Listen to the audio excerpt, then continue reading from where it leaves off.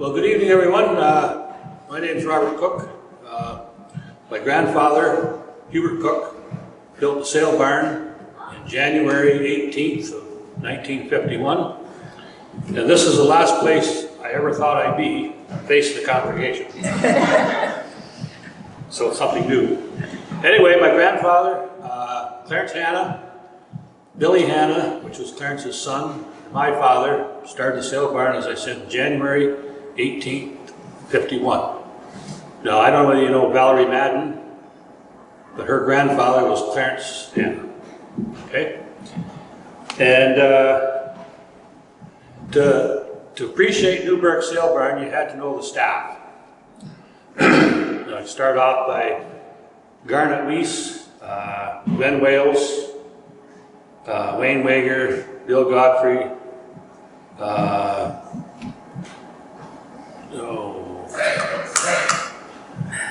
I'm getting the Frank. Glenn Snyder, which was Susan Cook's father, and the infamous Frank Cavanaugh. Does anybody know Frank Cavanaugh? Pardon me if I start laughing, because Frank Cavanaugh, if you see or heard Frank coming through the north swinging door into the snack bar, you'd think Frank was about 6'6" and weighed 350 pounds of spring steel and rawhide. He had little Coke bottle glasses, and he wore a tweed pork pie hat, summer and winter with ear loppers down. Big pair of rubber boots that were about 4 sizes too big for him. And you'd hear him coming, he'd be ripping and swearing, and then you finally see him, he's only about this high. And Frank used to go home at night, or in the daytime, anytime he was in Newburgh, and I'd be playing out at the end of the laneway, and Frank would stop and chase me with his cane. Oh, he'd ripping and roaring, I was scared to death of him. Anyway, a couple times, my grandmother met him, and she said, you stop teasing that kid, you'll make him stutter. Oh, Frank said, and he got carved up. So next time he did it, chased me with his cane, my grandmother met him with her cane. Put him right back in the car. And the way he went, never done it again. So that was Frank Cavanaugh.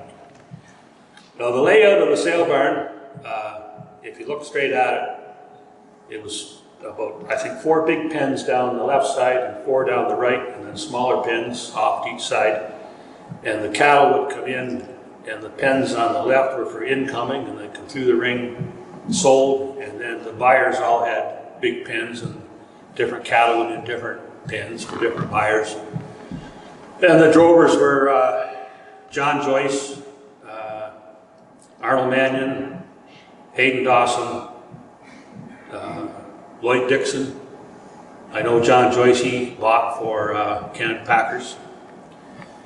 And the kitchen staff was Bonnie Harrison, and they had excellent pies down there. And of course, you walked in, the kitchen was there, and the office staff was there, and Josephine's mother worked in the office. I didn't know that until she just told me. And my grandfathers, they sold it, I think, in about 62, maybe somewhere in there, because my grandfather went into the horses, and he sold it to a guy in Belleville by the name of Cam Bunnett. And Cam Bunnett was an auctioneer himself, and he had it, and Cam Bunnett sold it to Elvin Carson from Picton. And that's, of course, when it burnt in '87. Jim will tell you more about that. Bill Godfrey lived in the sale barn when Elvin Carson owned it.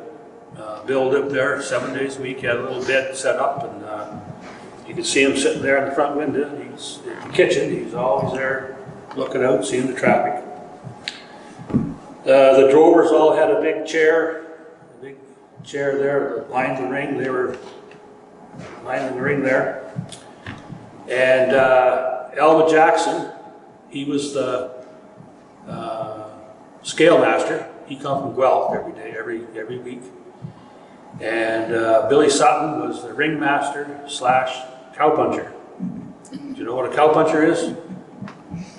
Bill would would take his cane and go around, make sure the animal moved around, the steer, whatever, cow, whatever.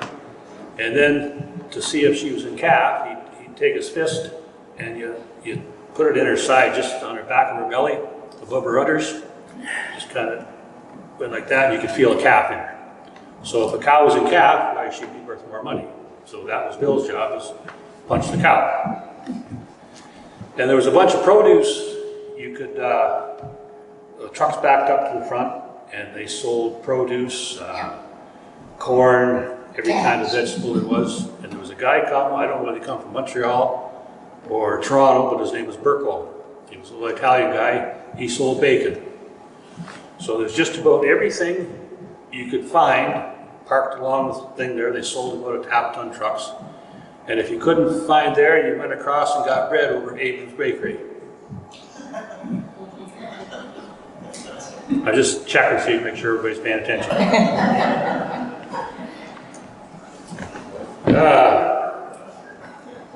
Tuesdays, there was sales started at 1 o'clock, and they go right into the night.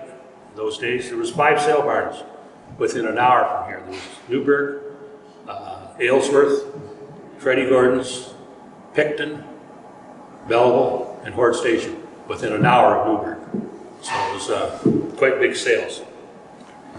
And Tuesdays was, I guess my dad was the unofficial dentist, because he'd have to take the tusks out of boar hogs before he could ship them, because they wouldn't ship them with the teeth in. So that was his job, and I'd go down with him in the morning, and we'd take the teeth out.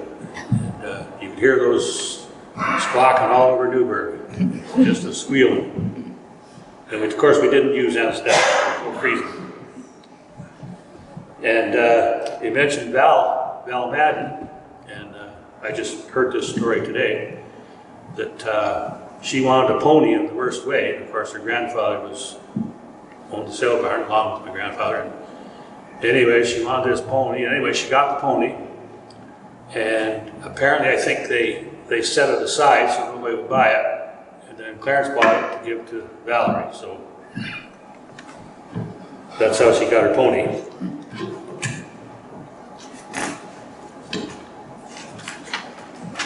That's really all I have. I came on the scene, and just as we were selling the sale barn, I think, to Cameron Bunnett, so I know a lot of the stories afterwards, and there's a few I can't tell. Not here, anyway. Anyway, any questions, or? Well, that's good. I do know that when the kitchen opened, it looked pretty good inside because there was a nice coat of paint. And I can tell you the 2 people that painted it, but maybe Ben would elaborate on, he could tell you the story behind the paint job. So what was the prices like? Probably a lot better than they are now. Do you remember? No, I don't know. But my dad used to buy a lot of pigs, and he'd go to the farmer and buy them before they went to the sale barn. And he'd give them a price, whatever pork was. And so he'd give them a price, and the farmer would say, no, he says, I'm going to go and take it to Newburgh on Monday. Okay. So they bring it to Newburgh on Monday, and the farmer would have to pay to have it sold, and my dad would buy them pigs for less than what he offered the farmer. Yeah. So it didn't work out for a few of the farmers, but I can tell you, there was a lot of deals made out in the parking lot of Newburgh Sales Barn. And I think there was a few Mickey Mouses drank. I was going to say a little bit of whiskey too. I'm going out on a limb here, but I'm pretty sure.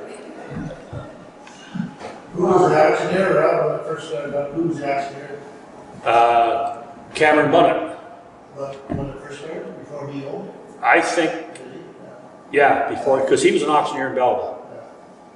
And then when he bought it off Grandpa and Clarence, of course, he became the auctioneer.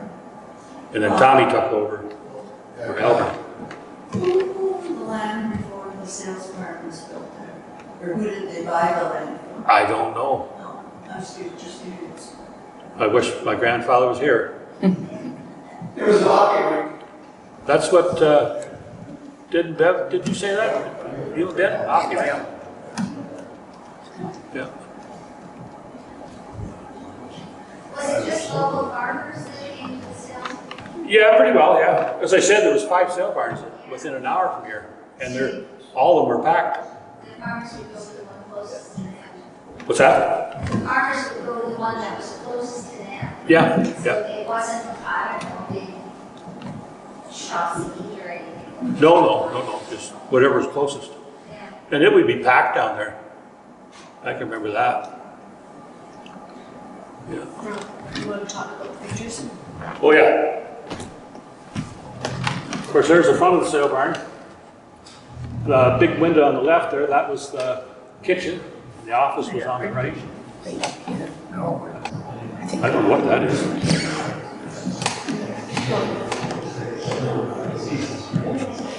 Oh, maybe it's behind the old chute, the loading chute. There. Now the auctioneer there is Tommy Harrison. And I think to his left, I think it's Terry Dawson. And the guy in front of the cow there is with the cane. I think that's Craig Carson, which would be Albert's son. And to Tommy's right there on the far side of the scale, that's either Elvin Carson or Elva Jackson. And the guy with the white hat there behind him, that was a scale. They sell the livestock and then go through the door into the outgoing pens. I can fill in a few little incidents that I was involved in with the sales barn. I quit school in 1950, late fall, and one of the jobs was the sales barn was under construction. It was built by D&E Construction, and I think they were from Cornwall. They had previously done work down at the cheese factory and rebuilt it after fire. It was Dwight and Elsie, I never did know their last names, husband-wife team, and they contracted to build the sales barn for Cook Hannah. And construction went on in late fall and winter came on. And like Rob says, the barn opened in mid-January. I worked with Jim Wood's father, doing all the piping and welding on ramps for the loading of the cattle at the back of the barn. And we worked day and night there to get it ready for the opening. And I never saw such a cold few nights in my life. After the barn was completed and in operation, the inside of the office, the front and the restaurant area, I painted all of that. And for Hubert Cook. And Bob Cook would often come down and sit and we'd visit and I'd work. And we were there this afternoon and this gentleman came in and he had a satchel and he sat it on the desk and he started a spiel with selling of Bibles. So Bob and I had a thing for years, and he would be deaf mute. We'd go to a restaurant, and we were young guys, 18, 19, and you'd always look for the best looking waitress in the place, and that's the table you would get at. I would order, and then the waitress would ask Bob what he wanted. He'd just sit there. How he could do it, I have no idea, because he would never crack a smile. Never any expression. So I would have to say, well, I'm sorry, he's deaf mute, and I'll order for him. Oh, my goodness, this is a tragedy to see such a young man in that condition. Yeah, it is, yeah. So this episode would go on in every restaurant that we ever went into. And the same thing when the sales barn, we were there and the Bible salesman came in. We just winked at each other. He tried to sell me the Bible, and I said, I'm only the painter here. I said, I have no money. I just work for, by the day, just whatever I could make in a day. So he turned to Bob, and he said, and who are you? No expression, no sound, no nothing. And he asked him a couple times what his name was. So I turned around and I said, you're talking to a deaf mute. Oh, he felt so bad that he said, I wonder, would you mind if I prayed over him? I said, oh no, I said, go ahead, pray over him if you want. I said, anything that would help him would be a blessing. So we went on and we carried on the thing, and I said, he has no use for your Bibles and I can't afford them, so you might as well pack up your toys and move on. By this time it's 5:30 at night.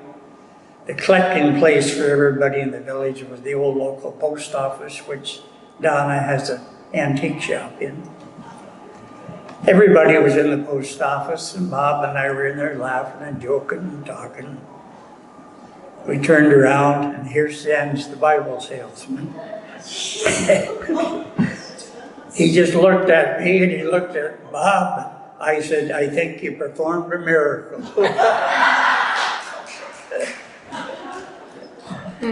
But that was a common thing that Bob and I pulled, and we had a lot of fun doing it. So I can't tell him like that. And we'd like to introduce Jim Wood. He was the fire chief when the sale barn burnt. He's a longtime Newburgh resident, McEwen and Wood. Remember Jim coming to our house and dropping off fuel well. So it's all yours, Jim.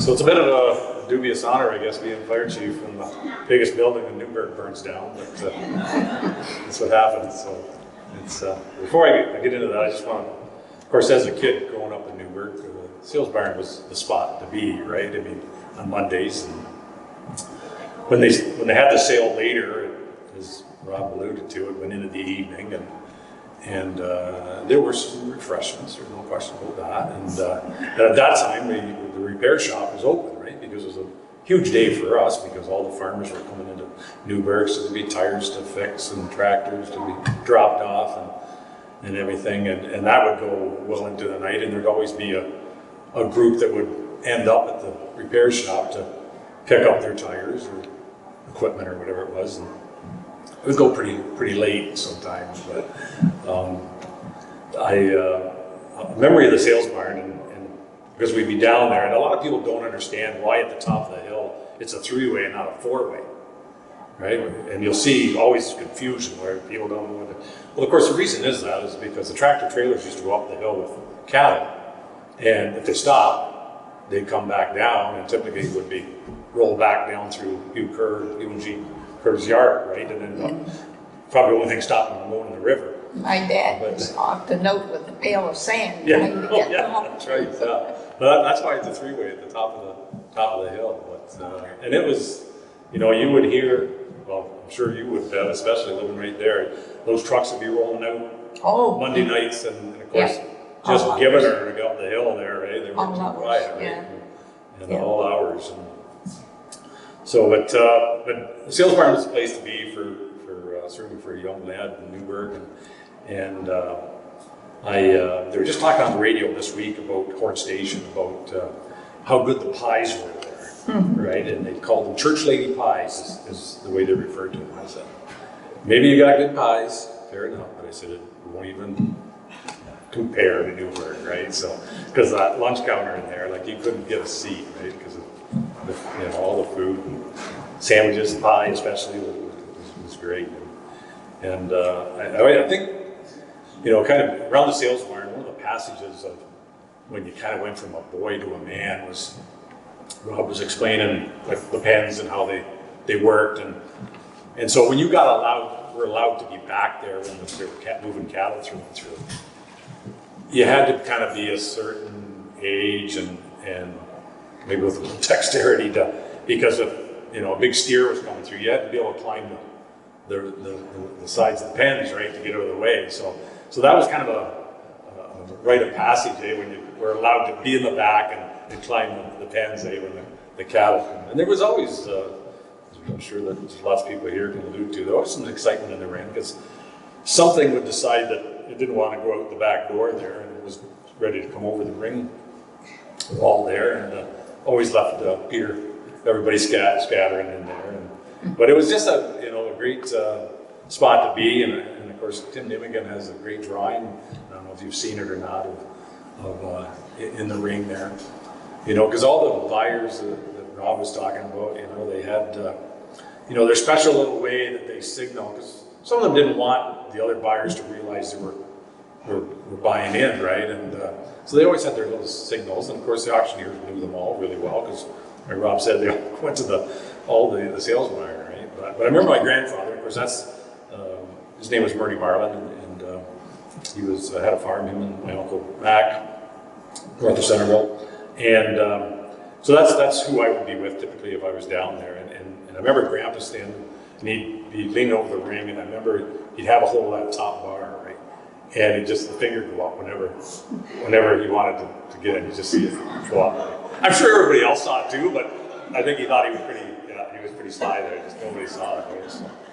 But I just got another story if I can. A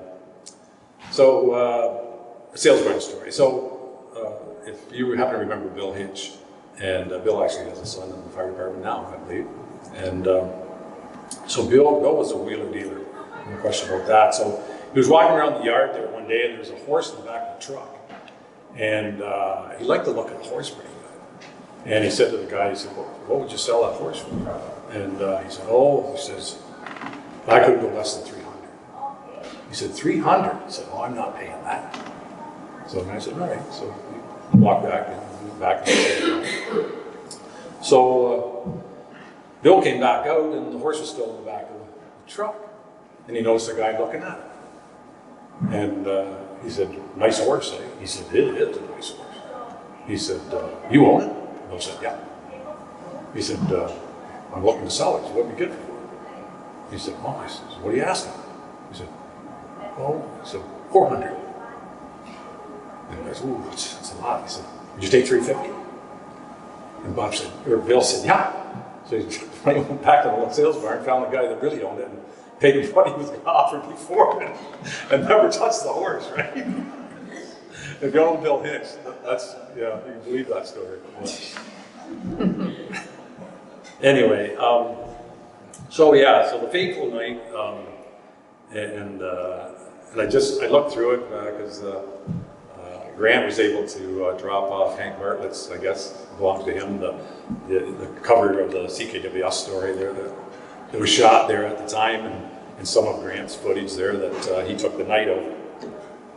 But I said that next morning there on the news there about how the village would suffer, and certainly it did, and it has from that, because the big draw, and it drove a lot of dollars to, at that time, Winnicky store and the hardware and repair shop and all those things. So it wasn't a good thing at all, exciting as it was. But when the call came in that night, my ex-wife was out, and so I had two young kids then, just 2 and just born, I guess. So I couldn't leave them. So I phoned Mom. I said, can you get down here real quick? So she lived at the other end of the Lake Hooks there, up at the other end of the village. So she come roaring down. I was standing outside just waiting to go, and I could see the light above the trees starting there. She rolled in, and I just said, how bad is it? And she said, it's bad. So I tore up street, and I headed right for the hall. And I'm pretty sure, as I remember it, it was Ben that was in the hall. He was already there by the time I got there, but I came in through the doorway, I was cut in the corner because I knew we needed help, and a lot of help. So I was headed to the phone to call everybody I could think of. Down I went, key smack. And I remember, I'm sure it was you, Ben, said, all I could hear was, Jesus. I got myself back up, got on the phone, and first call, of course, was to Camden to get them guys here as quick as we could. Then we put in mutual aid and Napanee come up. And like I say, it started on the west end, and it was just a big empty barn. And for all you firefighters in the room, the big empty barns are just gone like that, right? I mean, there's just lots of air, no petitions to stop anything, and away it went. And so we, tried to do what we could. We knew the barn was gone itself, so we do what we could to save as much as we could. And first job was to try to open those back doors and get as many animals out as we could. We still did lose 78 head. That's what was burned in the fire, because all those pens, and as Rob said, on that south side where all those pens were all full, right? We got a bunch of stuff out of the other end, and they were right at the back. We were able to open the doors and get them out of there. And so we let them out. So we were trying to fight this fire, set up for it, and you had all these 1,500-pound steers, 2,000-pound steers running by you. And somebody, I remember me standing up by the pumper here, it was on the corner, and just about getting smoked by one. But somebody on the fire department did, and I don't know if you remember that, Ben, but I remember they did get knocked down and run over, because they were, of course you can imagine those animals coming out of the fire because running berserk, which they were. So, but we did get water going on it, and we tried to cool it down as best we can, and then Napanee rolled in, and Camden as well, and helped us with that. And I remember that the boys from Yarker, everybody did an amazing job that night, and just worked their butt off. And but I remember the guys from Yarker, their main job was to go, because that wind was just incredible. I don't know if that's been stated here tonight, but that night the wind was just, it probably would have been, I don't know, 70, 60 mile an hour wind.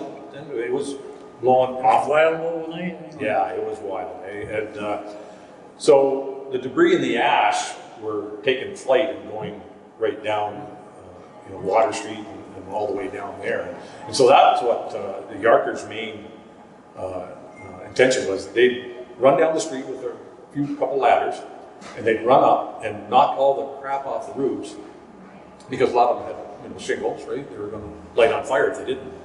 And come back down the ladder, run to the next house, up they go on top of it, sweep it off or dock it off or whatever, back down. And they did both those streets, up and back. And of course, by the time they got down to the end, they needed to start at the front again, right?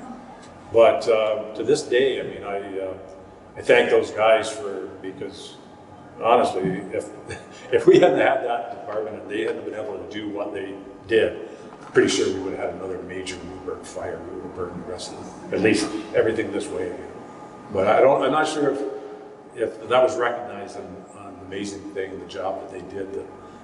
You talk about saving houses, and no question, we kept it cool and put the water to it. And Napanee, when they were the last to arrive, they rolled right up in front and had some good firepower that cooled it down. But honestly, I thought we were going to lose, the Winnicke store. That it was. I remember running up I was doing something down to the south, and I remember running up in front of Winnicke's, and it cracked all the glass there. It was that hot, right? It cracked all the glass. But I remember taking my fire helmet off and shielding my face, and I was running up the sidewalk across the road, and whatever the setback was from, and I couldn't stand the heat of my face. That I had my fire helmet up, turned down to protect the face. That's a lot of it. It's incredible.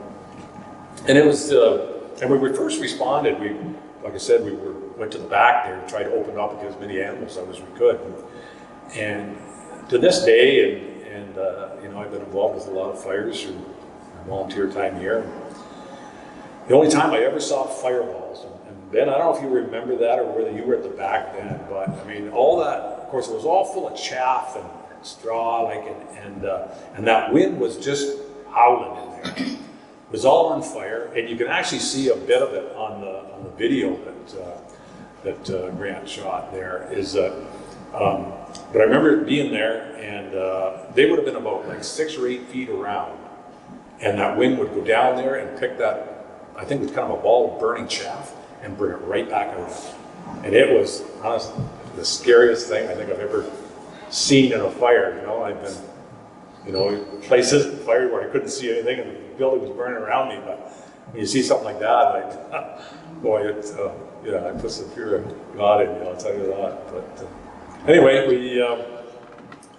one of the things we were concerned with at the fire, because they had some propane tanks on the side there that fed the kitchen, and I think there was some propane heater, I think, in the ring, I think, as I recall, and we were quite concerned that they were going to pop, they implode, right? And so we were putting the water right to them to try to keep them as cool as we could, right? Of course, to find out after the fact that when everything was done, the tanks were empty. You know, and we had to thought through that. We were a little panicky that, of course, when everything came down the front, it just broke all the propane lines. And it was no wonder it was a dandy fire, because it fed those 2 propane cylinders right into the fire, right? So they were all empty, completely empty. And supposedly they were filled, because we'd asked ourselves after when they were filled, and they were filled not long before that, right? So yeah, so it dumped those 2 cylinders right into the fire as well, so it made it even a bit hotter, right? So, but it's yeah, so it was often, you know, I was thankful that it was March, and within a few hours of us knocking down the fire and cooling it down, that everything started to freeze up, and it probably was a wonderful thing, because the smell of all those cattle would have drove you right out of Newburgh, I'm sure. If it had the same thing had happened in August, we would have been able to stand it. You can imagine, like 78, and these were, you know, full-grown head, right? I mean, these weren't just calves, right? These are full-grown heads, right, ready to be shipped for meat, and just piled up there. Yeah, piled up there. Sad sight. Sad sight. And too, Jim, the ladies went to the fire hall to make sandwiches and coffee for the firemen. Yep. They came in just covered in ice. Yep. And we had scrounged through our freezers and cupboards to get stuff to make sandwiches. And Larry McCormick came in, and he said, "What do you ladies need?" We said, "Everything." And he left. He came back with a truckload, and we started making coffee and sandwiches. And so Larry shouldn't be forgotten. He was really, really good. He certainly, brought a lot of I mean, stuff. anybody that's lived around here knows Larry or knew Larry, and you know that might have been the biggest night, but it certainly wasn't the only night that he did exactly that. Yeah. And the same with the women of the fire department. Let's face it, that's when you know you live in a good community, when those people step forward That's and right, have that yeah. kind of thing. Because Yeah. that, you know, it's just, the same thing happened at numerous fires, right? Mhm. I mean, Yeah. numerous fires, right? So, anyway, so yeah, it was just a lot of control, just to watch the old building burn, but it certainly hurt the soul of Newburgh.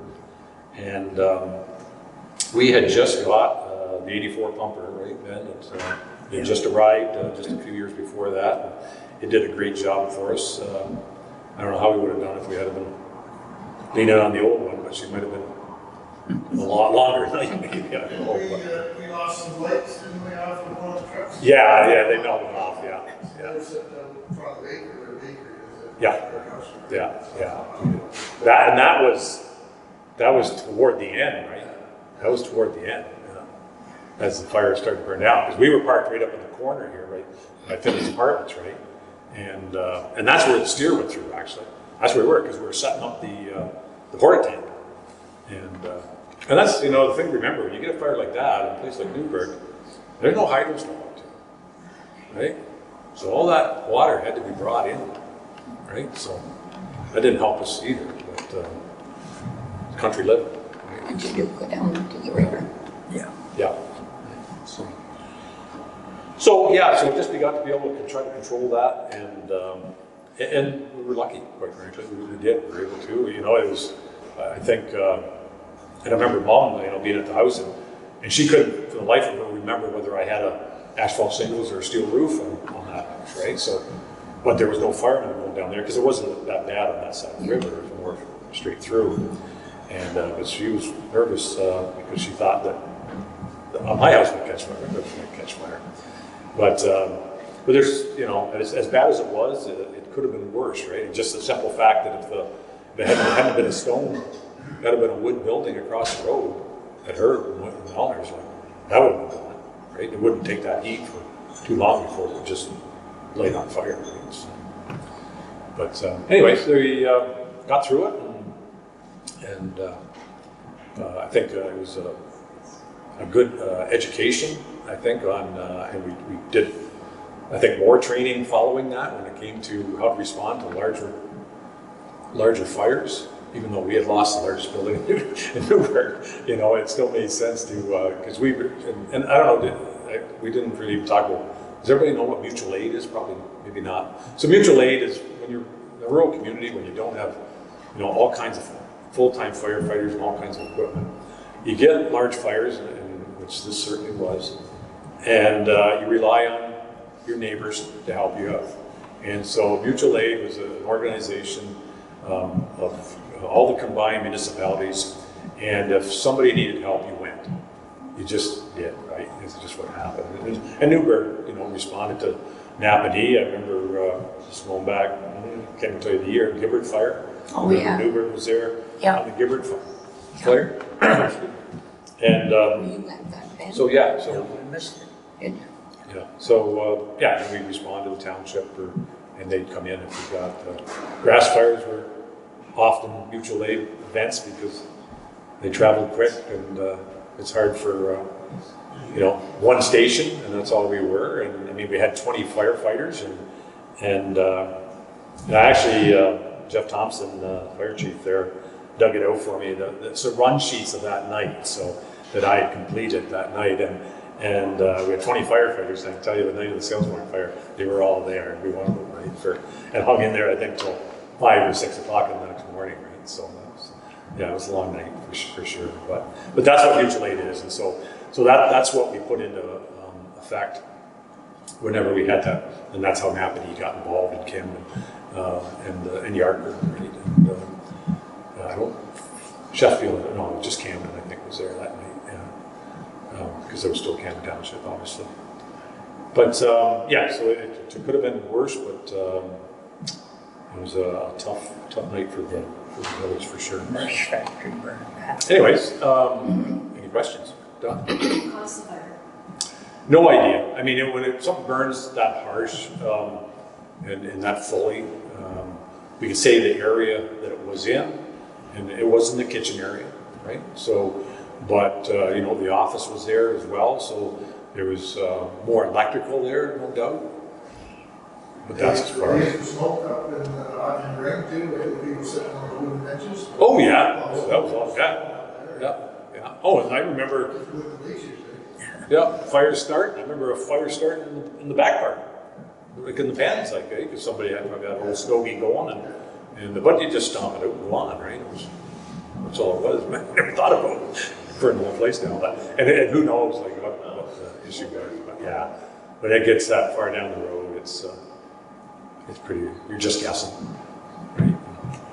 That's usually going to be by, you know, somebody that saw something and everybody had left and had been out of there for probably an hour anyway, like before we started out, I guess. So, but, yeah, any other questions? Yes, sir. What year was it? It was 87. Yeah, March 9th, 87. Call came in, according to my run, which I wouldn't be able to tell you. For some reason, I thought it was earlier in the evening, but it came in at 9:40, is what I had marked down on the run sheet there when we left the hall. So, but. Yeah. Well, it's just wondering why they never rebuilt. It was an economic thing. I mean, effectively they did. They just built it and sold it.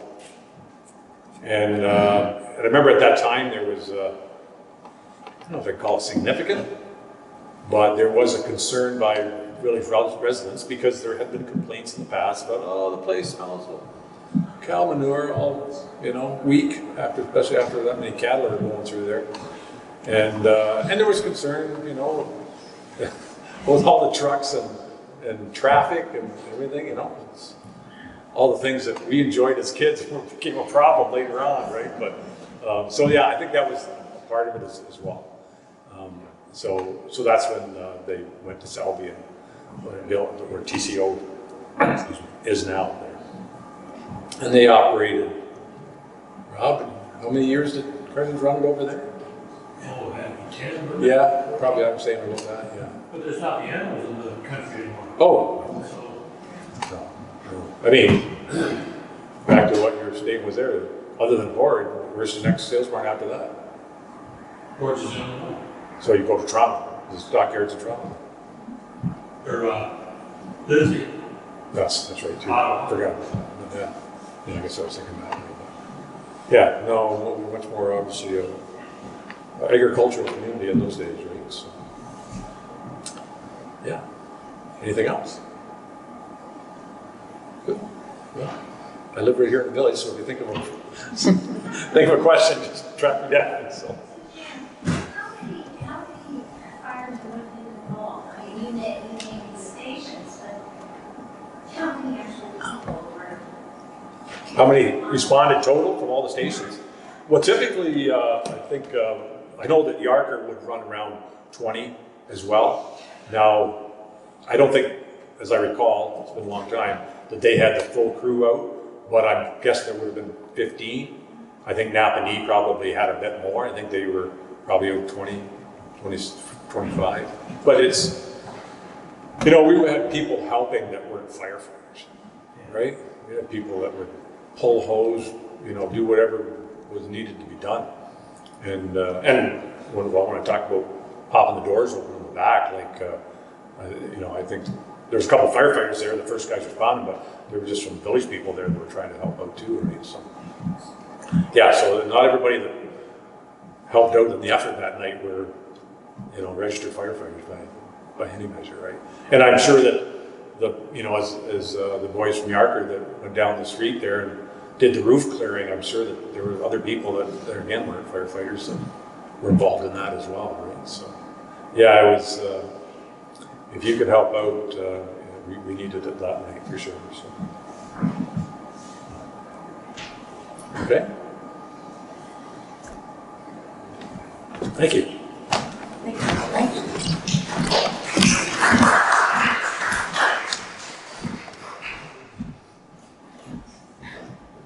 Ben, do you have any stories to add? Tell a story. You mean you're implying that my speeches and recollections up to this point have been stories? I mean, they were actual facts, as I recall them. And at 93 years old, I don't have too many to contradict me, really. I could almost say what I want. No, I'll correct you. If I know the stories. There's some stories, all right. Okay, give it to us. Why? No, there's a lot of changes in the village over 90 years. We went from a thriving little town that was quite capable of looking after itself. We were one of two. Bath and us were separate little identities. We lost ours through amalgamation, and from there, everything went downhill. Amalgamation had to come, I guess, maybe, but due to costs, upkeep of stuff, the village didn't have any equipment. I plowed the snow here for 40 years with just little trucks, and eventually a grader. And Chris knows that. Chris was in on most of it.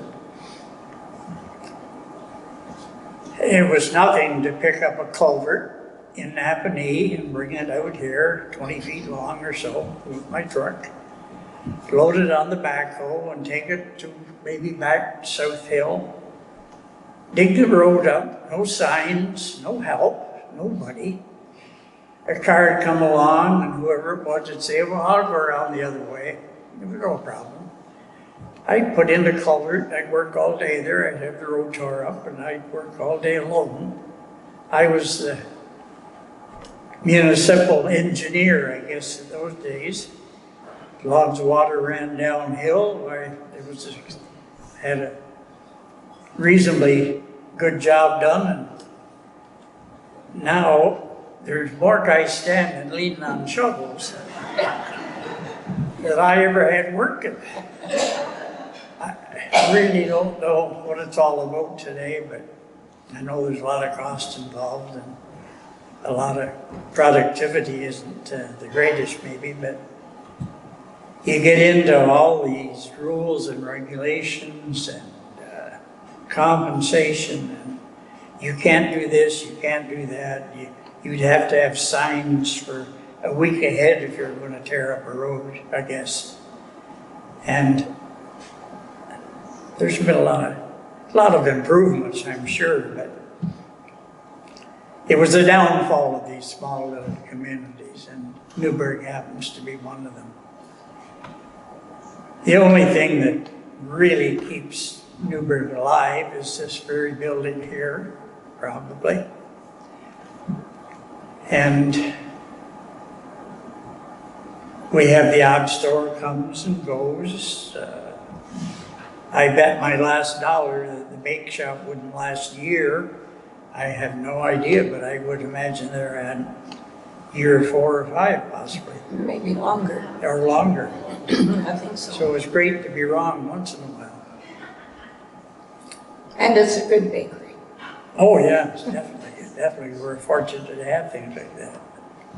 The situation on top of the hill with the new gas station there is quite an asset, I'm sure, to the village. And a pharmacy. All the little things. Yeah. Storage place. Yeah. Ben, were you on the fire department when the Lucky Dollar burned? Yep. Can you talk about that? What caused it? I don't know. Were you chief then, Jim?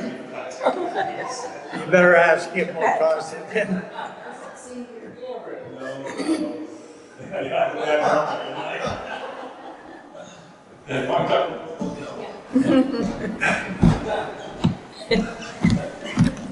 Yeah, the Lucky Dollar was very lucky. And that was another really, really cold night too. And I remember, because when it gets that cold, your nozzles all freeze up, right? And the hoses will freeze up. And that's what was going on that night. And I remember we were into Joe's house there, and he had the oven on, and we were throwing the nozzles in the oven to thaw them out, and then grabbing 2 more, and then out the door we went. But it was a hot one, and I don't know if you remember, but it burned all the bell lines off right above there, and they were I think like 3 weeks up there, and that was January, and they were up there in a tent with a little heater, and 2 guys they spliced that cable, and it's a big one, right? But it burnt that cable off, and we lost a lot of phone contact there for a while there. But a couple stories about that night. I remember there was a hydro guy who lived in Winnick's house at that time, and so he was on call. And so, and it was cold, and so he got the call that the hydro lines had been, were involved in a fire, so he had to respond to it and check to make sure that they were okay.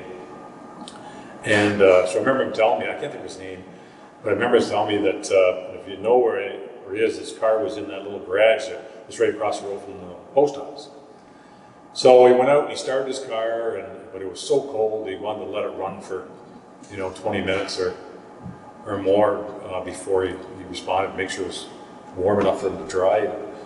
So he said he let it warm up for 20 minutes, and he went and got in it and backed out on the road and looked down the street and he saw the fire he was headed to. He said he could have just walked down right. I had no idea that that's where it was because he just moved to Newburgh. Right? So, but back to you had asked about the Sales Barn fire if we knew how it started. And we didn't know that one, but we knew the Lucky Dollar story. And I don't know, it's, I'm going to tell the story anyway, but the gentleman that owned it was trying to save on hydro. And so I was in an investigation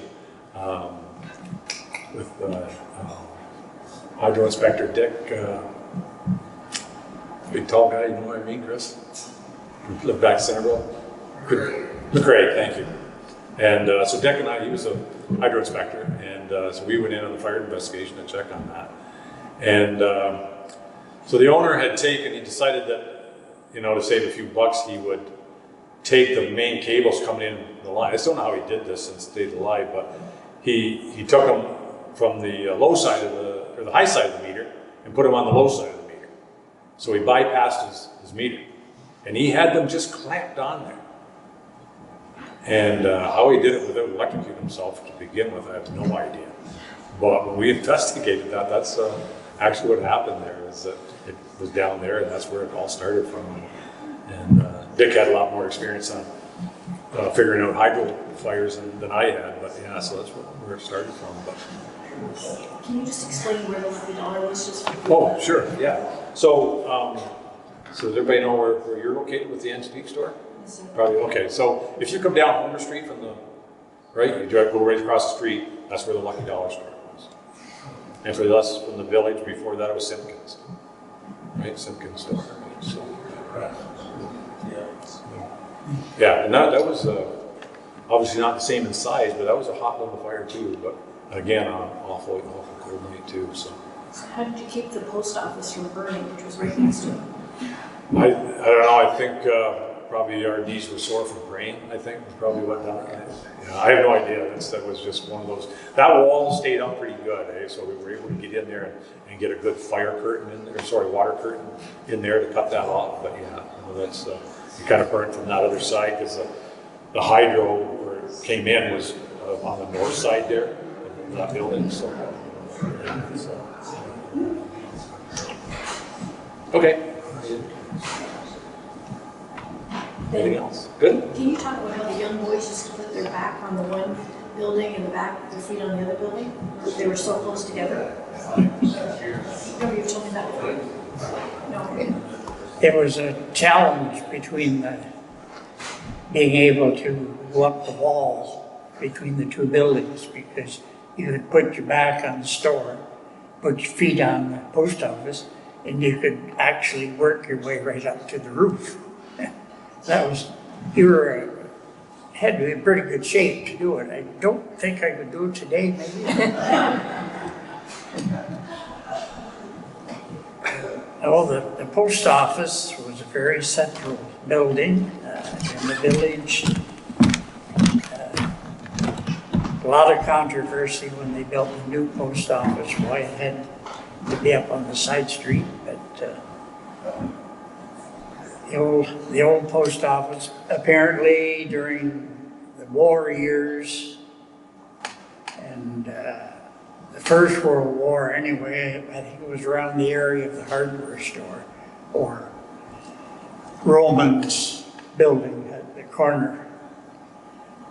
And I can remember my dad telling stories about World War I and 1914. The news came to the post office that war had been declared. And again in 1918, when the war was finally over, I guess they had celebrations in the village at that time for things like that. But I don't know when the post office went from the hardware store corner to the little building, and that building was owned by Dr. Mounts because it was part of that parcel of property, I guess. You would know that, Donna. Actually, the post office rented or leased the land from Dr. Mouse. Yeah, And then in '67, they sold the building to Dr. Mouse for $100. oh yeah. But there are a lot of stories of the post office, and one little incident I cannot always recall was Dr. Mounts was a wonderful doctor and a little bit absent-minded by times. He would come over and knock on our door in the middle of the winter, and Wilfie, my dad was Wilford, Wilfie, could you give me a little push? I can't get out of my driveway. And he'd go over, and the car would be there in gear, the back wheels going around all this time while he's trying to get somebody to give him a hand to push it out of the driveway. He was absent-minded.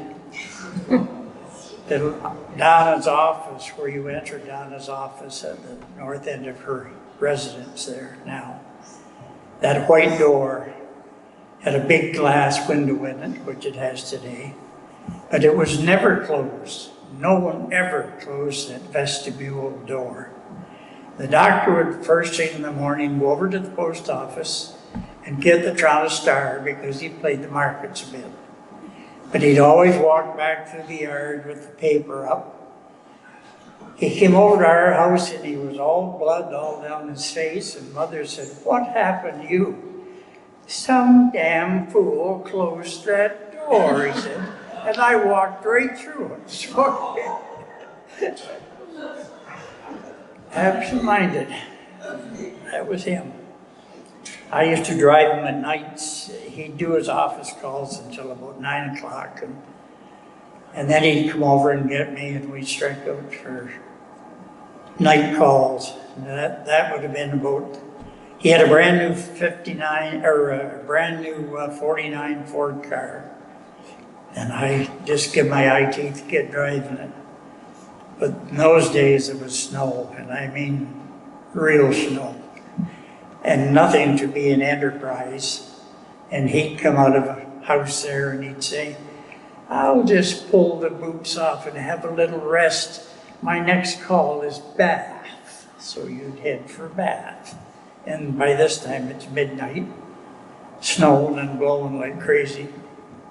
I was in houses behind the kitchen stoves to keep warm, trying to do a little bit of homework, while confinement cases were going on with women running around, and finally Doc would come out of the bedroom. He'd have a baby all wrapped up. We'd had a confinement case while I was there. Middle of the night meant nothing to him. And then he'd be asleep. He wouldn't go 2 miles from toward home until he'd be sound asleep. And then he worked all day. And then he worked all day, yeah. They call, now we can't get a doctor. Not much wonder. Yeah. He'd go away for a month during the winter, and he'd always get someone to fill in for him. And he brought in this doctor, and he had just graduated. And so I was to drive him every night on his night calls because he didn't know the country at all. He was from the city. And he couldn't believe the territory that Dr. Mounts had covered. And he said, "I know one thing, when I get out of here, I will never be a country doctor, that's for damn sure." I think a lot of them say that now. Well, maybe, yeah. But Yeah, what do you remember about Dr. Mouse? Tell us your story. Dr. Mouse, yes. I always had to get the needles for whooping cough and stuff. And Mom would put me in the car and we'd drive down. And as soon as we pulled up front, I'd start to bawl. So I cried all the way up the sidewalk. We go in, sit down, and there was other people there waiting. He'd come out with the needle, and I'd be crying. And he'd say, "Now, Beverly, this won't hurt." And bang. It hurt, because I think there was a hook on the end of the needle. But anyway, he was a good doctor. He delivered me, and he took care of me. He delivered me too. Here we are. And we had the old open air rink where the sales barn ended up. Yep. We played hockey on it. Everybody that got cut, and there wasn't protection like there are today. There was always somebody got a buck in the head or face. Because I knew the doctor, I was always jolted in to leading them up the street and going in. And this would be 8:30, 9, 10 o'clock at night.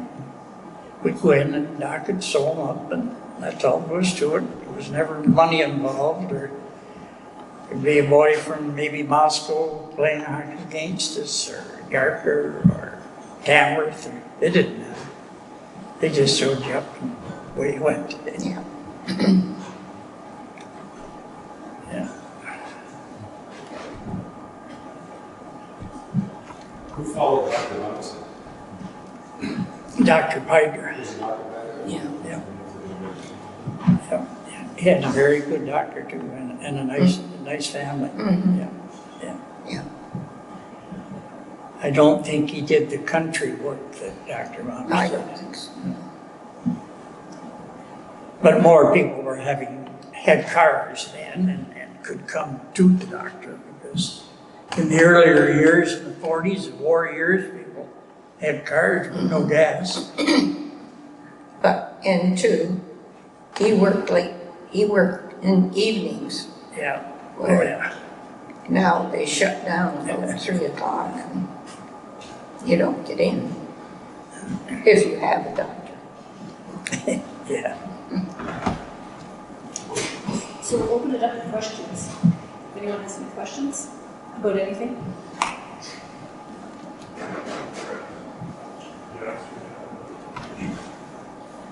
Was there a Mrs. Doctor? Dr. Mouse married? She's asking, was Dr. Mounts married? Oh, yeah. Was he married? Oh, yeah. And can you talk about his family? Had 2 kids. Yeah, Paula.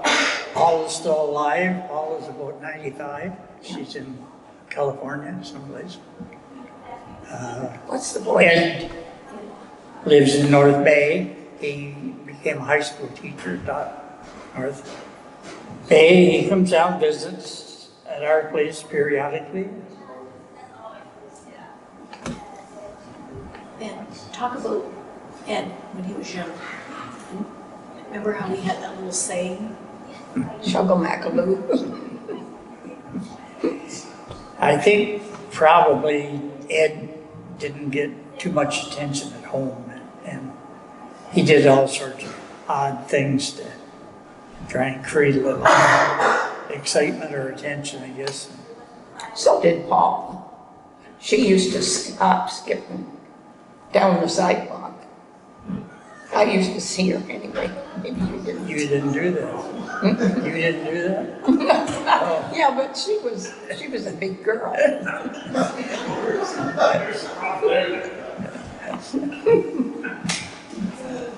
Sorry to interrupt. Go ahead. So what about Ed?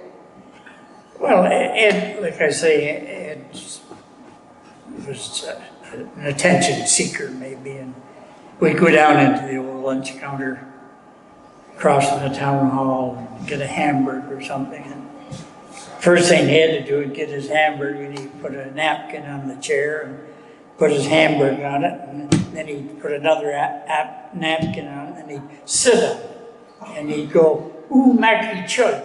I never did what language that was, but it was just something to it.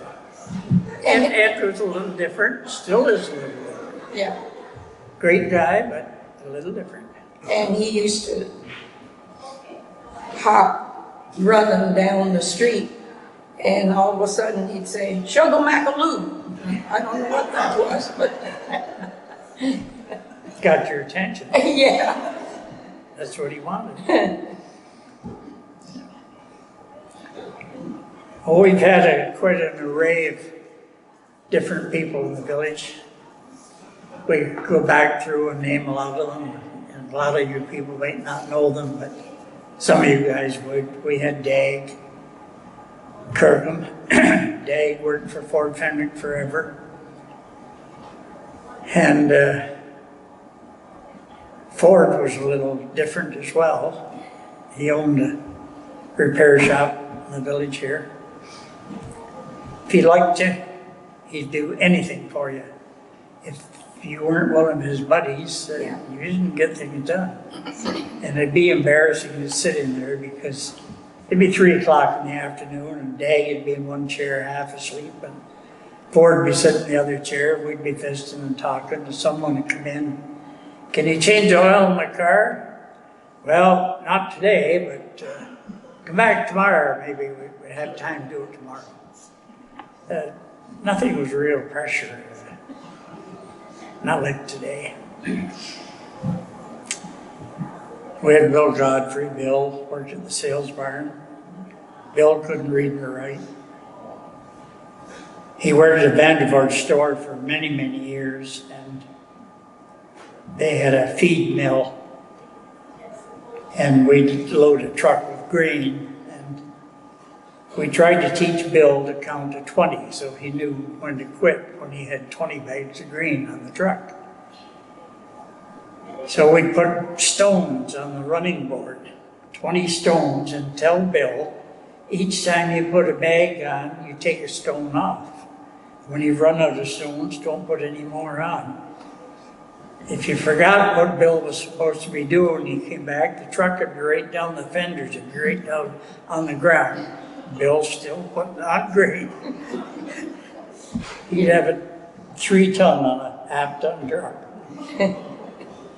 Couldn't count, but a great guy.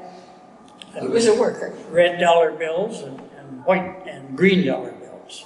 A 2 was a red one, and Joe and I were married, and the village had a reception for us in the town hall, and Bill came and gave me a red dollar bill. And he said, Ma told me this was the right color to give to you. So, they call these people, I don't know, stupid, I guess, but they're not stupid. Tom Godfrey, Tom. he worked at the paper mill. Yeah. A lot of the guys worked at the mill. And that was through Bruce Finley. Yeah, Bruce hired everybody. Everybody had work.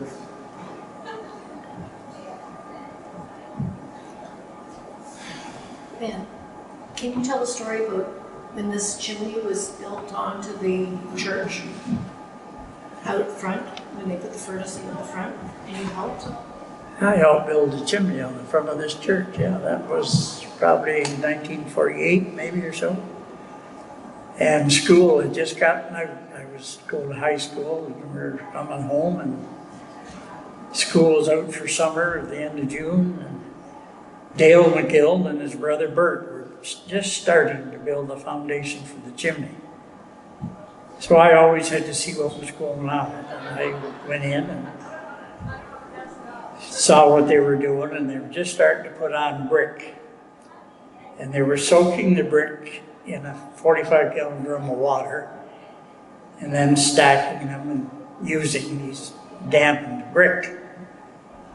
So as the chimney went up, you could put them in a pail, and they had a pulley and a rope, and you'd put 4 or 5 brick in a pail, pull it up, swing it over, soak the brick. Then you'd hoist it up to where they were working. And I think it probably took a couple of weeks to build that brick chimney in the court of the church that maybe nobody even knows is there, but I pulled every brick from the ground to the top of that front of the church there. And I probably, the bricks going up probably weighed more than I did most of the time, but.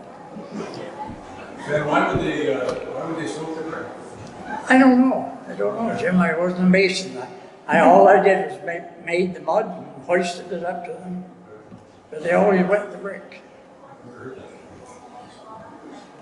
Chimney's still there, so. It must have worked. It must have been the thing to do maybe in those days. I think it bonded better and the mortar would be getting dry on the board, the wet brick.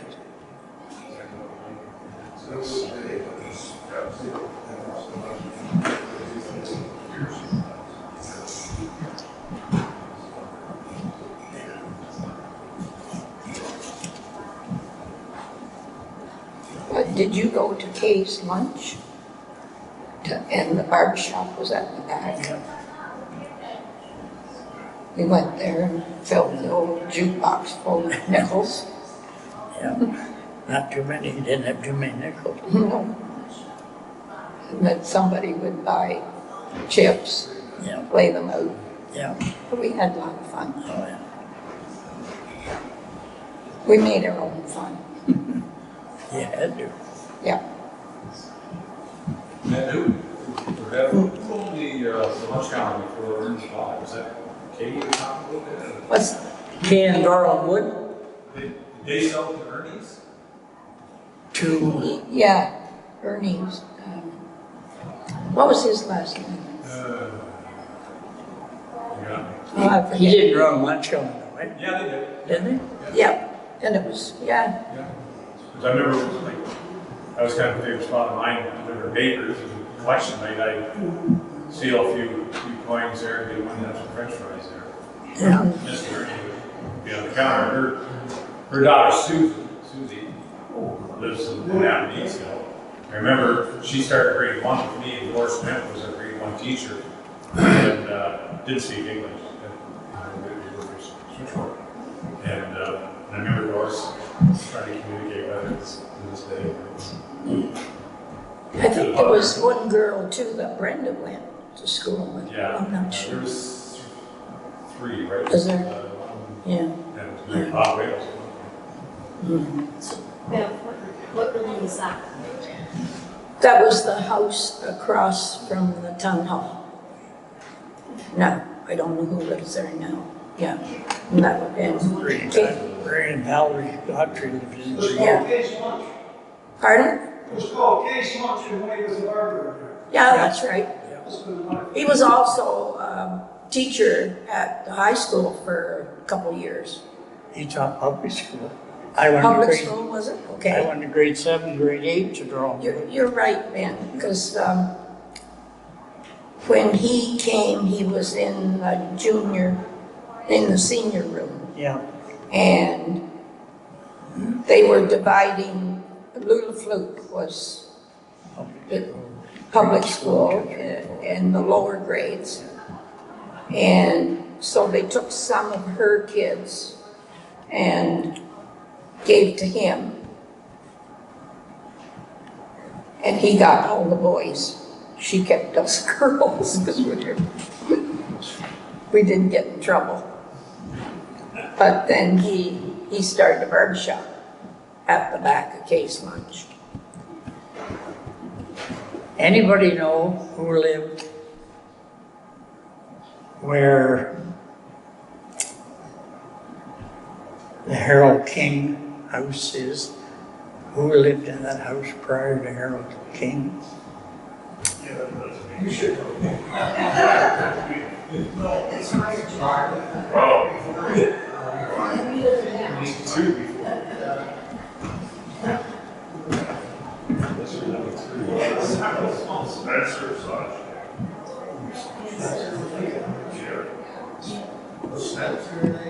Associated with Kings.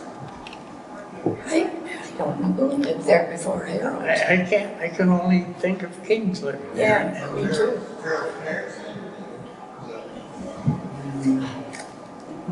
I don't know. Wasn't it Harold's father lived down in the brick house down, just Yeah. behind Romans there, down in the, It used to be Pearson's, didn't it? yeah. And he married Alice Milligan. Milligan that worked at the post office. Alice rang the church bell for the fires here. That's right, she did. Our village fire alarm, when we first started the fire department, was the belfry. The bell in the belfry here, and Alice Milligan was the one that would be called, and she would toll the bell. The real slow toll was outside fire out of the village per se. And a real rapid clanging of the bell was a fire within the village. And that was how the fire department was alerted when we first started in 1947. We had an old used army truck, a little two-wheel pumper that didn't run too often, without a lot of swear words. And that's how we got organized as a fire department. The building at the foot of the hill, the brick building at the foot of the hill, not brick, stone building, was given to us by Mrs. Adams in 1947 to make it into a fire hall, which served us up until 1975, I believe, when we built the new fire hall, which is behind the town hall. And had a little bit more equipment each year. The women would put on bake sales in the village. We had dinners. And dinners, and if there was an auction sale any place, they would bring lunches and sell sandwiches and give the money to the fire department. And we'd buy a pair of boots or a coat or a hat. Vernon Simpkins was instrumental in, he was the first fire chief, although Harv had been chief prior to that, but didn't have it was strictly volunteer when Harv was a fireman. And this would have been probably around 1946 or so. And they had a meeting in the town hall to see if they could get interest in starting a fire brigade. And of course, being me, nosy in the bicycle, I parked the old bike and I went in and see what was going on, and I come out a fireman because that's how hard pressed they were for help. And then I served for part of a year and drove the truck and whatever. I'd run from the old school, the old academy, to the fire hall, and I could beat most of the guys, except maybe Woody. He was at the shop. Yeah, I couldn't beat him, or Red. But to get a chance to drive the old army truck to a fire someplace. Did you have a driver's license? Oh, yeah. Oh, did you? Oh, yeah. Okay. Oh, I had a driver's license at 14. Huh? Yeah, the war was on, and you could help the war effort by driving. Oh, yeah. Yeah. And you had to take meat over to, meet the boat, Oh, yeah. Amherst Island. Yeah. Yeah. Did you have a driver's license then? Not then. No. I was on for 10 years. Yeah. At that time, you could go straight south from here and go right straight to Bath. Yeah, but they put you on a butter box Oh, yeah, sat on and sat up on that and drove that truck. Yeah. God, you wouldn't get away. I had to sit there so I could see where it's going. When it come to stopping, I had to get off the box. Yeah. Reach the brake.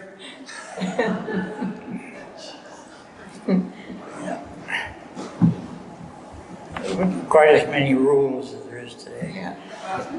I can remember your dad coming around with meat every Saturday Yeah. to the village, maybe other places, I don't know. Newburgh Strathcona. Yeah. No refrigeration in that truck. And he'd pull up out front of the house, put the tailgate down. You went out. He had the hamburger and everything all laid in the back of the truck. Boy, wouldn't do that now. Everybody's alive, eh? Everybody's alive. I guess. Didn't hurt us. Yeah, Dad butchered in the village, killed his own meat, most of it. Yeah. I have the building that it was killed in. I have the old slaughterhouse up at my place. And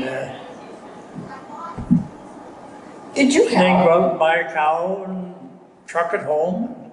Did you Slaughter. help? Did you help kill? Oh, yeah. Did you?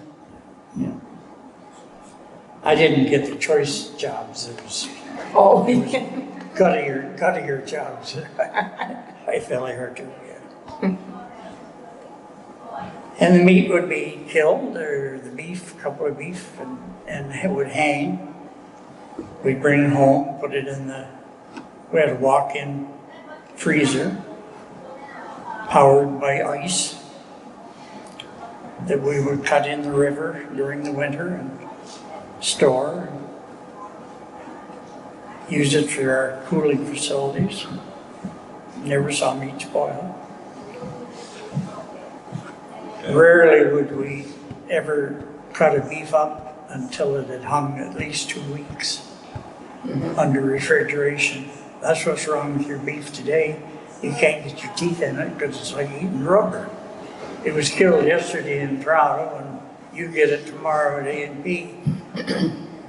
It didn't get a chance to break down. The tissue has to break down in meat.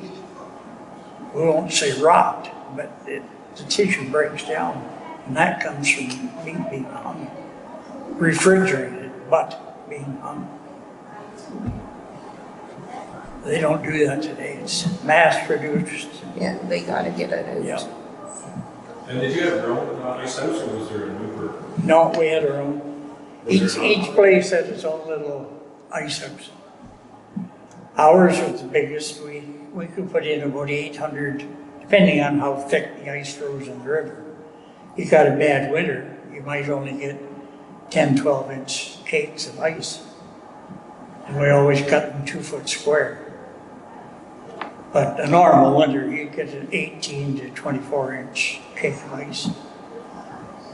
We'd put in 800 cakes, and that would do us, packed in sawdust. And you dig them out in the middle of summer, and wash them, bring them down on a wheelbarrow, put them up over the freezer in the meat shop, and you had to do it twice a week, Wednesday and Saturday. Did you pack it in sawdust? No, it was packed in sawdust in the building.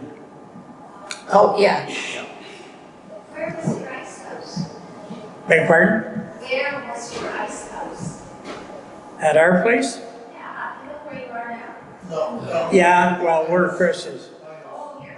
Yeah. It was right where our grandkids. Ah, There was a big, what was it, a 4-bay barn there, right there. Well, after we quit using ice, we had 2 more units there. We parked vehicles in, so we had a 4-bay garage there. Yeah. And a barn at the end of that. Is that the one that burned? Yeah. Yeah. It burned. Yeah. So then how would they get the ice out of the river? Well, ice floats. They cut it in cubes. It floats around, and then you just grab it with tongs and pull it up. Had to slide it up aboard to a truck and horse cart, usually. Drew it around, and each person would fill their ice house at the same time, sort of thing. It'd start with whoever was ready for it. Was that, Late in the fall, you had to clean all that sawdust out of your ice house and throw it outside, so that you start putting your cakes of ice in. And you put them in, and you left them out about a foot away from the wall all the way around. And you put the sawdust in there. And then you shoveled in snow on top of the first tier of ice that you would put in that building. Our building was about 30 foot square, maybe. And you'd put in a whole layer of ice, and then you'd sprinkle sand or snow all over that, so that the ice cakes didn't freeze together. And then you'd put the next tier, and we would put in about 800 cakes would do us for a year. And then you covered it with about 2 foot of sawdust. were you the only one in Newburgh? Oh, no, no. Was there others? Walkers had ice. You mean the house. Walker store? Yeah, Was that right? yeah. Vandervoorts had a nice house. Oh, I didn't know that. Simpkins had a nice house. Huh. Yeah, it was quite a process. Be a couple of weeks work usually when the ice got fit to cut, where the Griff lads from Cadron East family there, they cut our ice for years. And they cut that all by hand, all those big Oh, is that saws. right? Yeah, Handsome? yeah. A special saw? Yeah, great big crosscut saw with a Uh, handle on it. Oh, yeah. Yeah, they cut it. Then they moved up to the sickness on the pictures there. Yeah, there's a picture at your house that a guy in Tamworth built a circular saw and powered by a gas engine.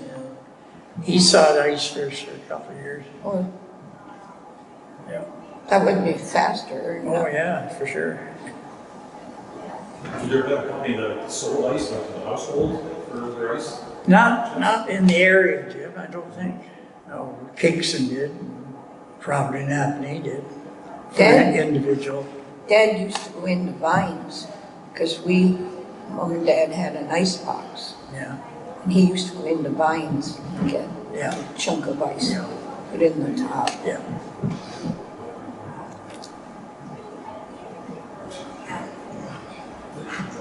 I think right after the war in 1946, I think we converted our refrigeration to automatic refrigeration. But up to that point, it was ice. And you fell in, didn't you? Oh, I fell in the river, yes. Yeah. Yeah, that was cool. Middle of winter. Again, I had to be on site to see what was going on. Shouldn't have been there. Shouldn't have been there, no.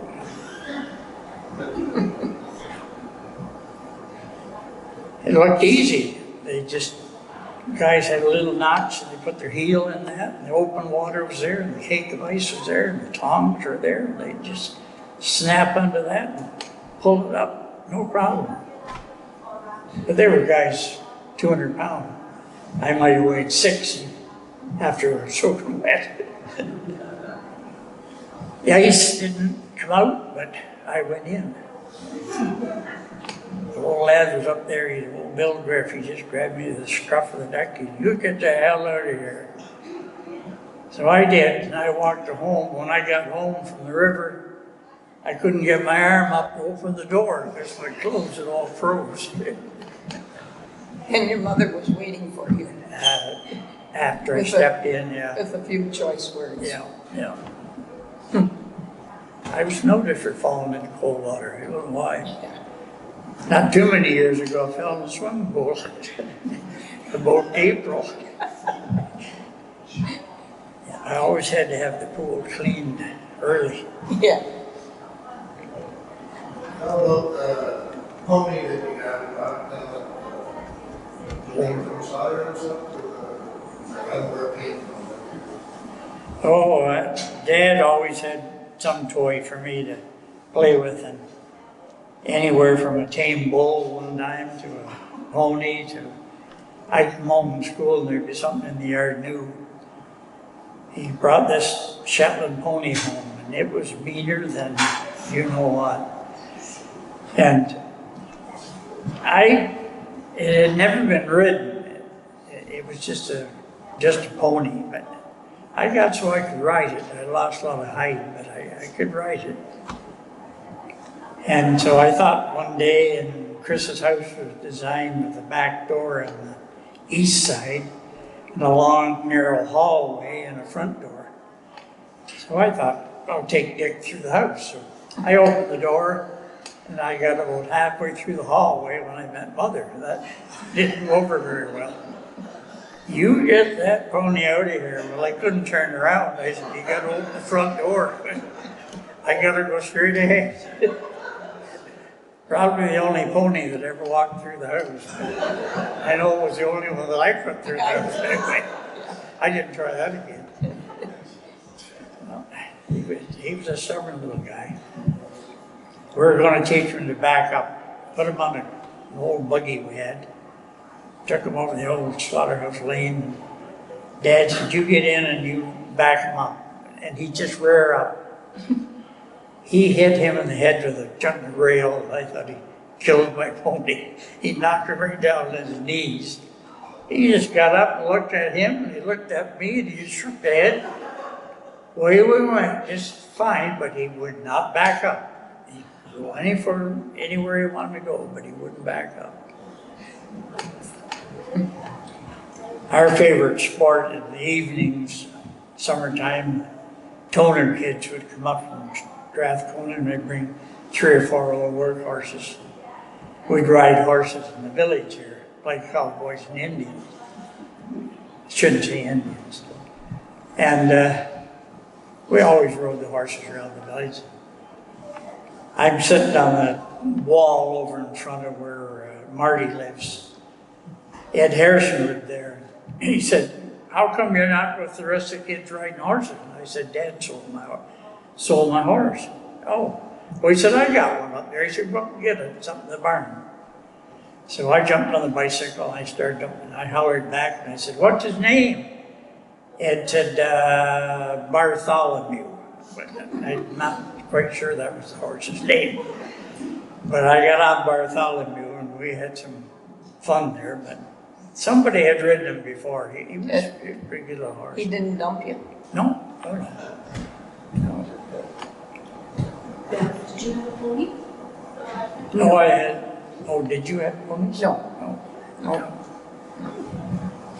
We had a pony in the barn that we were taking care of for somebody. And it was the meanest thing you ever seen. I hit it on the nose more times than what you go to feed it and it want to bite you. So anyway, he didn't learn too much. He got him out of there. When our 2 daughters were young, we inherited a riding horse. We had it up at the house there and there was no place to put it. I kept it in the back of the garage. Kept it tethered out on a chain and ate out of everybody's bird feeder. We spent more evenings chasing this black horse up and down the road in the dark, so wondered if somebody wasn't killed. Yeah. But it was little cantankers too. The kids would take it up and ride it in the fields, and when it had enough, we'd just go underneath the tree and brush it off. Yeah. Game over. Yeah. Or lay down and roll over. That was his favorite trick. But Yeah, we, Brenda, our daughter, had a horse that we kept at the barn, and she would ride it back over the hill. It was a good horse.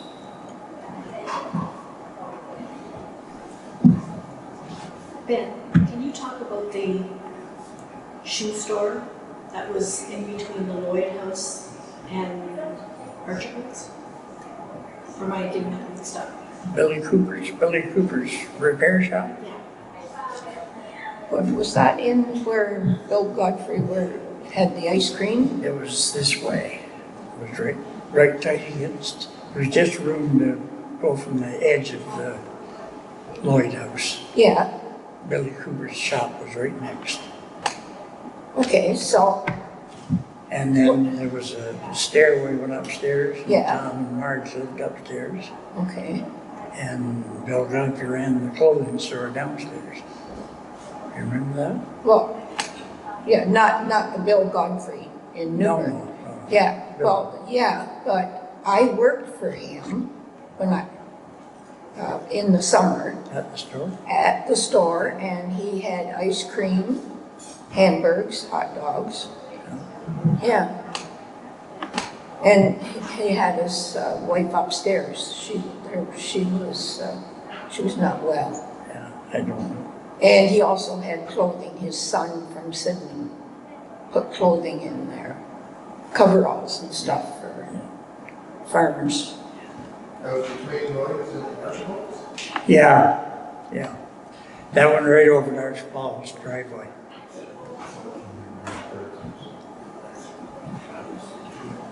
Yeah. Did he let his Strathcona and came to Newburgh to work? Pardon? Who? Didn't he live in Strathcona and he came into Newburgh? Billy Cooper? Yeah, he was quite a heavy set man, and he walked every morning, every night from west of Strathcona up on the hill, and first or second house up on the hill there going west out of Strathcona on the back road. And he was a shoemaker. He could do anything with leather. He'd repair harness for farmers. Where did he have his shop? It was straight in that area. Was it? Yeah, it was between Lloyd's house and what you're talking about. Oh. I don't remember that. Then there was a shoe repair. Alec Watson had shoe repair Yeah. in the stone house Foot of the hill. at the foot of the hill. I don't know how many years he was there, and that was downstairs. He lived upstairs. Yeah. And the only thing I could find on that house, Donna, was in my Rogue Howl book. They said it had been a store run by men, but of course that'd be before our time. And there was 2 apartments upstairs. And I know that I lived in that house. Mom and Dad moved over, so they must have been upstairs in one of those apartments for a while, and then we moved up to the King house. Is that Maria Craig's house? Yeah. Okay, where the framers were? Before? Mm-hmm. Mm-hmm. Just so that we understand. Yeah. Yeah, so, but I couldn't find too much more. What's the story down on the railroad? The railroad? Yeah, it used to be down street and then Well, it was down street. It went straight through by Winnicke's store there. it used to be a bakery down there. It was a bakery down. Yeah. The railway came right straight through there. You can see evidence of it in behind Bagan's property down there. You can see part of it. And I think up where Brenda and Don live, I think. Yeah, you can see evidence You can of it see there. it, yeah. That's where it went. It followed right along the edge of the river, but they found it had too much of a grade uphill. So they kept an engine about where the sales barn / brush factory used to be. They kept an engine there fired up to push the train from Newburgh up through Camden East because it couldn't get up the grade. And the kids' dad always said that when they'd skate on the river in the wintertime, they'd congregate around the engine sitting there because it was nice and warm. It was always ready to go. And the tracks went right up through there. Well, then in 1914, they built the subway over by the O'Connor farm. Yeah. And they brought the tracks around to the north of the village, and you'll see old maps, you'll see pictures of the tracks going up through there. That was done in 1914. And then the tracks were removed from down in the middle of the village. And I don't know. I guess it was part of it was Rathburn Lumber owned the railway at one time. And I don't know. different outfits owned the railway through here.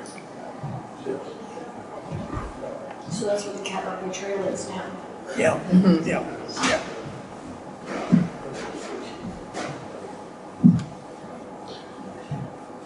Yeah, the train used to go through there. You could almost, Actual, it was stop, I don't know, down below, it was up top there. Station.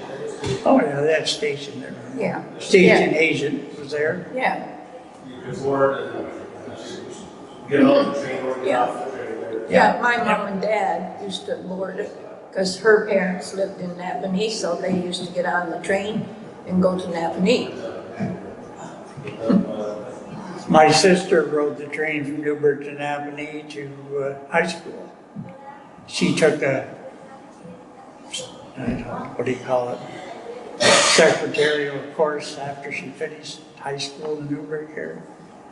And it was offered in Napanee. Oh, yeah. And she rode the train to Napanee Yeah. to go to school.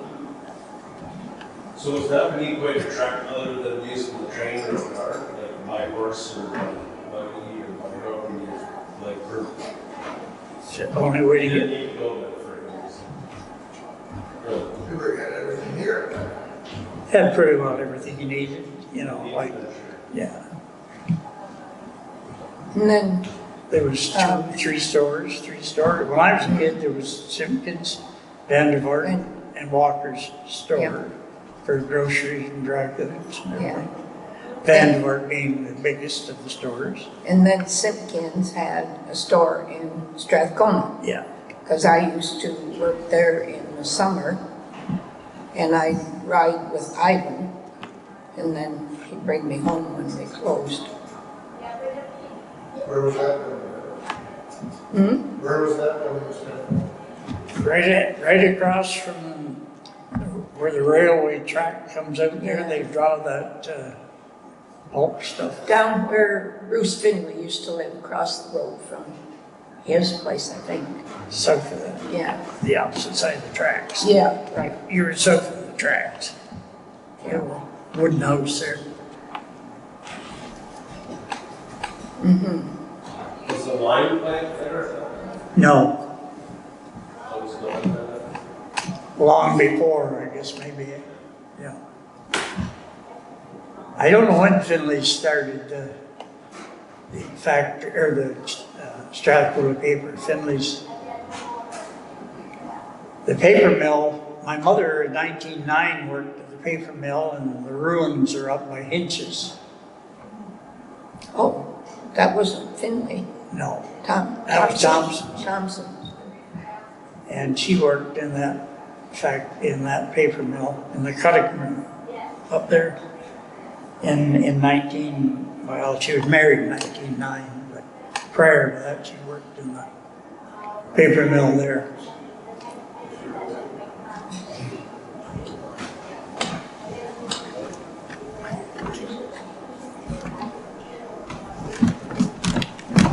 Your building, Jim,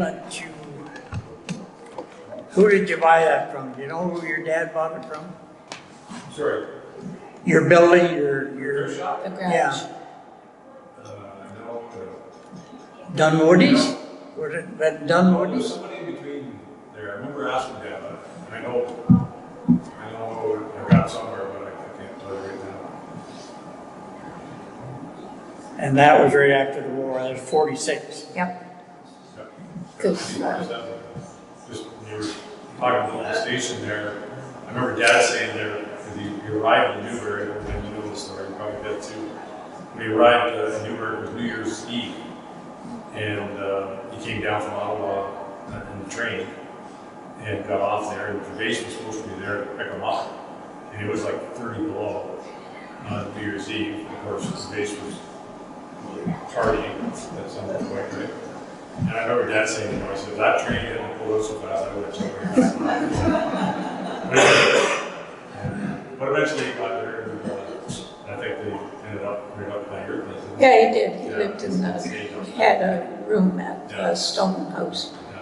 Yeah. He played on hardball team, and yeah. He used to boast that he played in the NHL, actually the Newburgh hockey. Yeah. Yeah.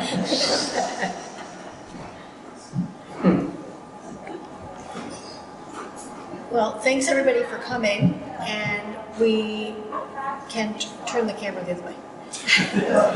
And we're planning on trying to get some information about the paper mills, as we talked about. I have a copy of Warren Finley's diary, Oh, yes. and then also we have some other topics that we'll cover. But thanks to Rob for coming, and Jim for We'd like to hear the history of your family business too sometime, whenever you're ready. So anyway, thanks everybody for coming out.